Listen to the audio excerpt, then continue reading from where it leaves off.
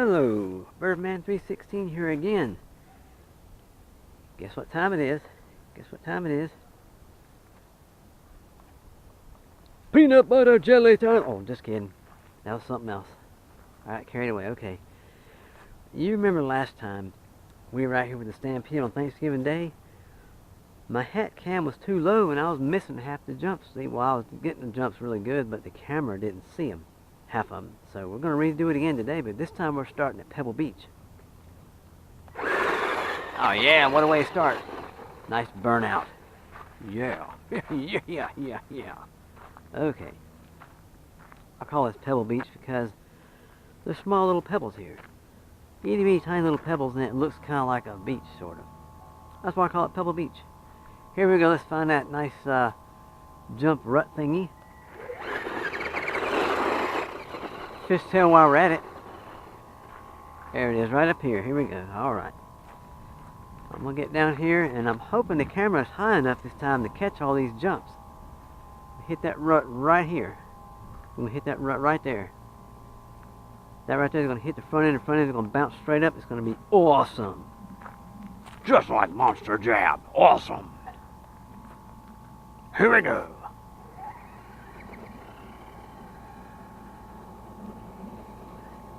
Oops, if I can get lined up right. Here we go. That's not too bad.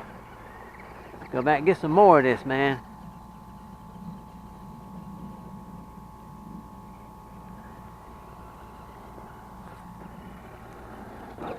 Oh, that was a good one. I hope this camera's picking all this up. We're going to do it again with another battery pack just to make sure.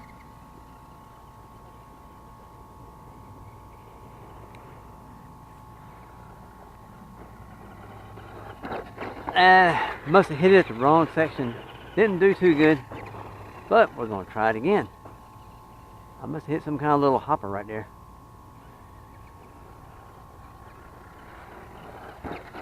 That was good. That was good. Hopefully this camera's picking all this up. I'm going to try to hold the antenna rod over this way because I noticed last time it was all in the shot. Here we go again. We're going to hold our head up a little bit. Oh, that's the first time I ever flipped this puppy over. Isn't that something? And the wheels are spinning just like in the real monster trucks. We got a truck down. Get it over. Whoa. Oh, there we go. Alright, let's try it again. That was pretty funny. That was awesome. Pure awesomeness. Here we go. That's the first time I rolled this thing over. Ever since I got it. There we go.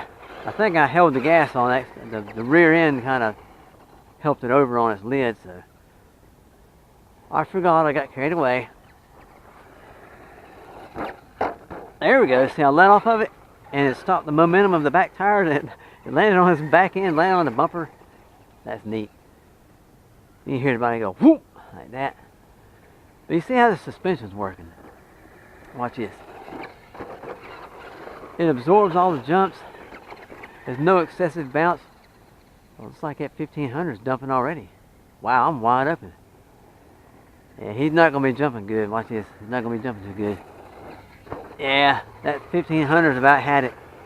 Now the other day, I had a 1800 in here, a Venom 1800 NICAD pack. This here, I think it's a Tower Hobbies 1500. Yeah, we're not jumping again. We're just going to do some fishtails and whatnot and burn the battery down a little more. And the other day when I ran, normally you're supposed to put these on a light bulb battery dumper to make sure you have all your power out of the battery. But I hooked it up to the light bulbs and the light bulbs barely lit. Yeah, we're done. It won't even hardly do any fishtails anymore. Okay. And that 15, I got another battery pack over here. I got a 2000. Now, just like the quadcopters, it's really a good idea to let these motors cool down in between runs, because you can mess up I think it messes up the magnets or the armatures. I'm not really positive, but it messes them up if you throw a battery in there, one right after the other, one right after the other, keep going, keep going, keep going, keep going. That's not good for the batteries. I mean, not good for the motors. I think it does something to the can or something, or the magnets, or both. I don't know. I always remember to cut the truck off first and then the transmitter. But when you start out, you cut the transmitter on first, then you cut the truck on when you start. And when you stop, you cut the truck off first and the transmitter off first. Because I had one jump off the hood of a car one time. I accidentally cut the transmitter off and it caught a signal and whew, off the hood of the car it went. A stampede like this one. But this has been another stampede run here at Pebble Beach at the park with yours truly, Birdman 316. I think I can drive just as good as Yokozuna. Don't tell him I said that. He'll never let me live that down. Yeah, yeah. But anyway, this is Birdman 316. You guys have a wonderful day, and we're gonna be right back after a few minutes and try this again with the other battery pack, the 2000. This is Birdman 316. Sayonara. Hello, one more time with the Stampede. Here we are, Birdman 316 at Pebble Beach at the park. I hope the camera is angled correctly on my noggin.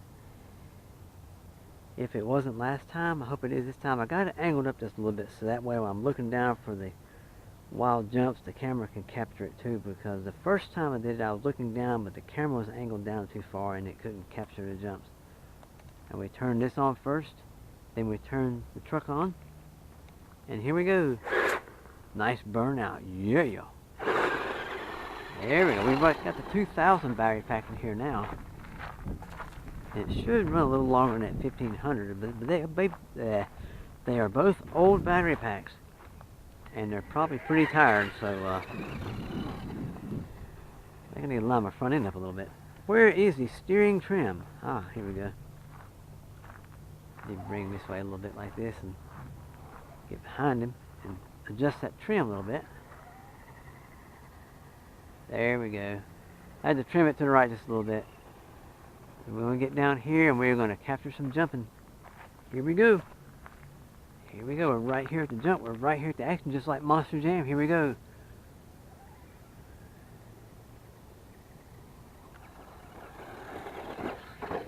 Not too bad. You notice how the suspension is soaking up all those jumps. It's not no excessive bounce or anything.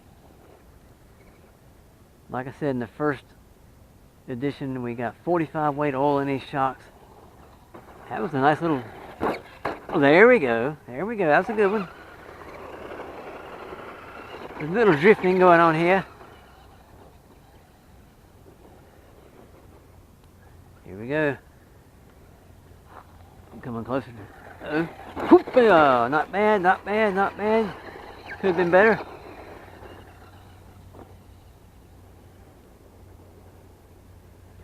Here we come again. That's right, here we go. Boom! Yeah, uh-oh. There we go. That's right, that's right. Just about threw some dirt in my mouth there from Pebble Beach at the park. I'm trying to get down to where I can see it good and so you guys can see it good too. Now check this out. Here we go. Nice little hop. Boom! Come down this way too. That wasn't bad. Not bad. Not bad at all. Like I said, this is an all stock truck here. Here we go. Boom. Oh, a slap wheelie. I hope you guys saw that. I hope you saw it. I sure hope this camera's adjusted correctly so you can catch up all this action here. Monster Jam action. Birdman 316 style. Here we go. Boom. Oh, just about flew it into our face here. Yeah, that was a good one there. I think we are trimmed about perfect. I'm trying to get this antenna out of the way here so that you won't see the antenna. Not bad at all. But like I was saying, these shocks have 45 weight oil in them. And the springs are from an Integy spring kit for the Stampede and Rustler and I think the Slash and all that. They all share the same transmissions and the same front ends. Let me show you right quick. Now the Slash rear end and the Slash front end, as well as the Stampede front end and the Rustler front end and the rear ends and all, are basically the same except for your body mounts are different and all. Now where the difference comes in is the chassis right here. This chassis plate. The Stampede has these, I call them their skid plates, ladder bars, or whatever you call it. But other than that, these trucks share the same drivetrains. If they're two-wheel drive. Check this out, watch this. You notice how this went plop like that? That 45 weight oil. Slow rebound. And the springs are kind of on the soft side. Now these things come from a factory. They come with like 10 weight oil, 20 weight oil.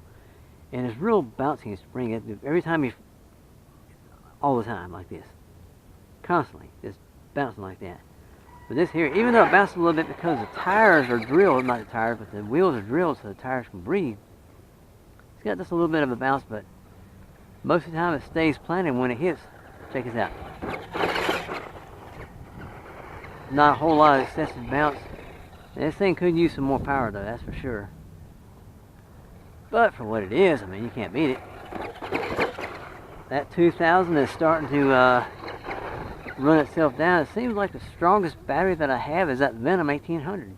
Of course, it's the newest, and it's still about 10 years old. Or more than 10 years old. Hey! Ooh, I did bump into my knee here. I'm injured. Send me home. Oh wait, I'm not at work. Can't send me home, I'm not at work. Can still do a little bit of a donut here. Here we go, we're gonna do it one more time here. Oh yeah, it's not jumping too good anymore. We're just gonna go out here and do some donuts. And just kind of have a little fun while we run this battery down some more. Fish tails and donuts on Pebble Beach, right here at the park.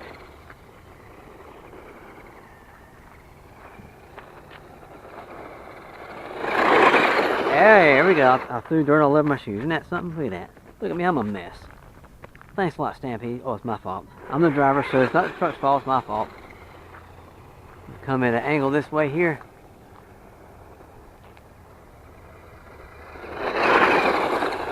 Not bad. Like I said, this truck has an HPI 27 turn motor on it, all stock.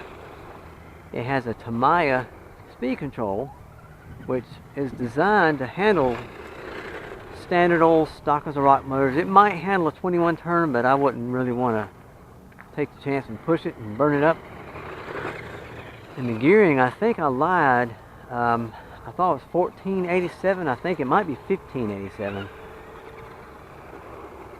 We'll still be able to do donuts a little bit, you know, little fish tails here and there, and you know. But like I said, I guarantee you when I get home, I'll put this on the light bulb battery dumper. It will probably barely light up. So these, like I said, these batteries here, the yellow one and the 2000 pair that I have, they're ancient. They're as old as I am, just about, and that's pretty old. All right, just kidding around, guys. Just kidding around. Now remember, when you cut this thing off, truck off, first switch is right here on the chassis. Right here where my thumb is, right there. Switch right beside that shock, okay. But then you cut this off. And when you bring this antenna in, always bring it in sections at a time like this.